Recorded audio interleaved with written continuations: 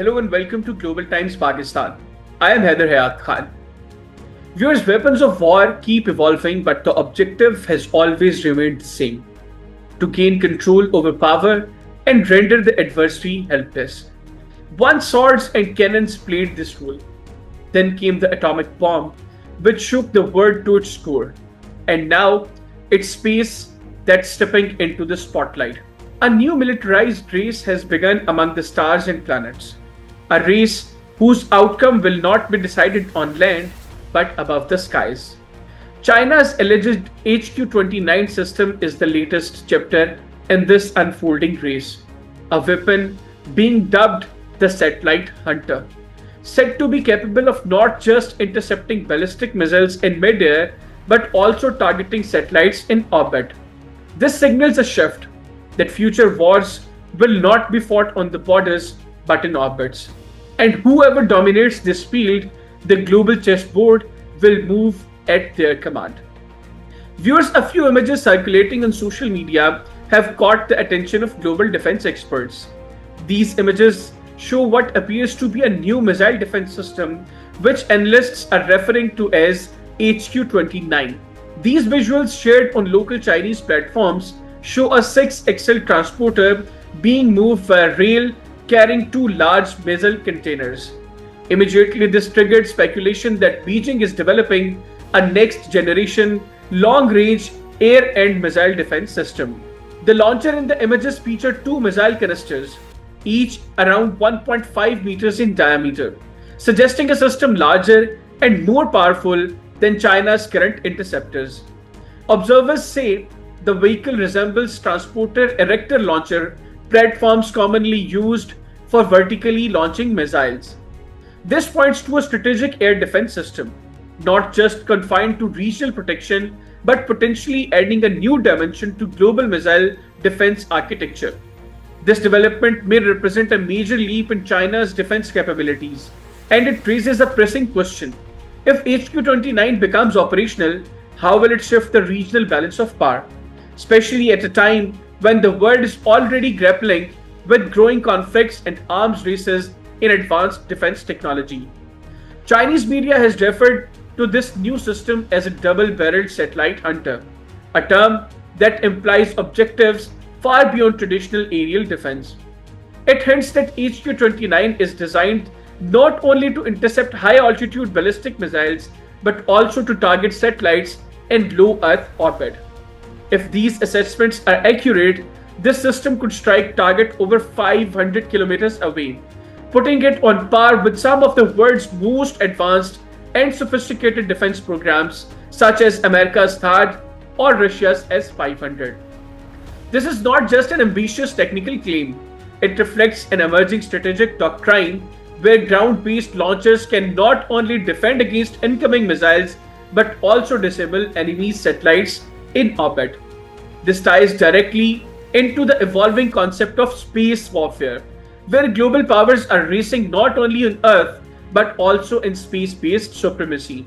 If HQ29 truly proves to be a satellite hunter, it could push the arms race into a new phase, where the lines between missile defense and space combat become increasingly blurred. Although Beijing has not officially confirmed the existence of HQ29, military analysts and image analysts believe this system could mark a significant leap in China's current defense arsenal. China's existing high-altitude interceptor, the HQ-19, uses kinetic kill technology and is considered comparable to America's THAAD in terms of performance. However, HQ-19 is mostly designed for terminal phase interception, that is the final stage of a missile's flight. In contrast, the other members of the HQ family focus on low-altitude terminal defense and lack the range or capability to engage mid or high-phase ballistic threats. Experts say the potential arrival of HQ29 could fill this gap, offering China a system that balances its current defense lineup with strategic level interceptors like America's SM-3 and Russia's S-500. Even though China has not officially confirmed or commented on the HQ29 system, describing it as a hunter of both missile and satellites clearly indicates that China does not want to limit its military capabilities to just defensive boundaries. Rather, it aims to achieve the same objectives in space that the US and Russia have been chasing for years through advanced technologies. This context highlights the accelerating arms race among global powers, where each nation feels compelled to extend its security parameter beyond the Earth. And this will have significant consequences for the future balance of power and strategic equations. If HQ29 is indeed fielded as a real working system, it will fit seamlessly into China's broader strategic roadmap, which aims to extend its strategic dominance, curb the freedom of action of adversaries, and invest heavily in a layered missile, space, and defense resilience network, especially since the Trump era aimed fears that China's satellite and defense networks could be vulnerable to new countermeasures. Meanwhile, Russia is progressing rapidly in the development of its S-500 system, which goes beyond missile defense. It includes ambitions of space control. With this context, the appearance of HQ29 places China alongside the Russia and the US, further complicating the global arms race, where the battlefield is no longer limited to land borders but now includes space as a decisive arena of strategic confrontation. Beijing is no longer confining its defense architecture to Earth. It seeks to reshape the strategic environment of space on its own terms. The dual role of HQ-29 as a ballistic missile interceptor and an anti-satellite weapon points to a new reality, that future military rivalry won't just revolve around the range or speed of weapons, but around who controls the infrastructure of space. The United States has already declared space as critical infrastructure and made it central to its national defense strategy. Russia is expanding its reach to space with exotic systems like the S-500, and now China with HQ-29 is sending a clear message: we are not lagging behind, we are building missile shields, yes, but we are also serious players in space denial strategy.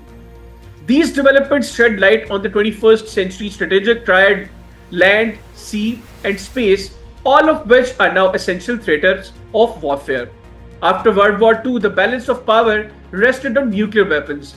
The US proved with Hiroshima and Nagasaki that wars are not just won by military strength but the nature of weapons. During the Cold War, the entire concept of deterrence revolved around nuclear arsenals.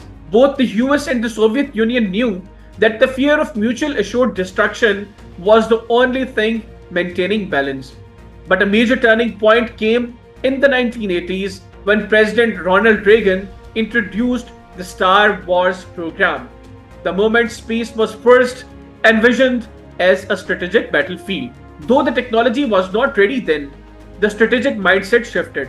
Wars of the future would not just be fought on land or sea, but in space.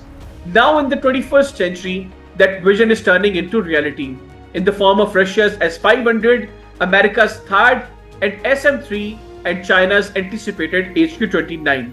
These are clear indicators that often nuclear weapons, space, and missile defense systems are becoming new measure of power.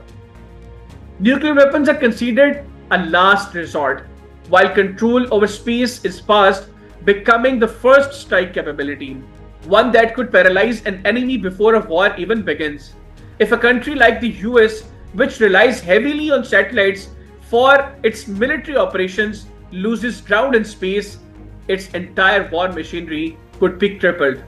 So now the real question is, who will lead the race? Because the wars of tomorrow will not just be fought on the earth, they will be fought in space. Thank you very much.